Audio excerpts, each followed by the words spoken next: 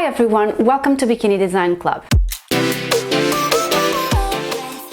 On today's short video, I would like to introduce you to two of our bikini bottom patterns, ZEN and YODA. And here they are.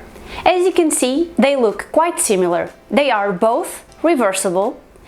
One of them, ZEN, is a little bit higher on the side seam and YODA is a little bit smaller. YODA is actually more or less 7 centimeters high, while ZEN has 11 centimeters high on your side seam.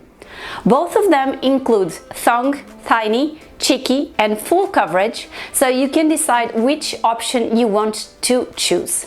You have sew-alongs already available on how to sew these two patterns, and of course there are some details that you should know about them. They have a curved center back seam, which enables us to have a bikini bottom that really fits nice on you.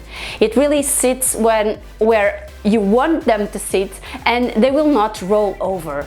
If you want to choose some different pattern that it's not so low on your hip, you also have a lot of patterns available. One of them is Porto bottoms and Milan bottoms. To learn more about these two patterns, Porto and Milan, check the intro video for them.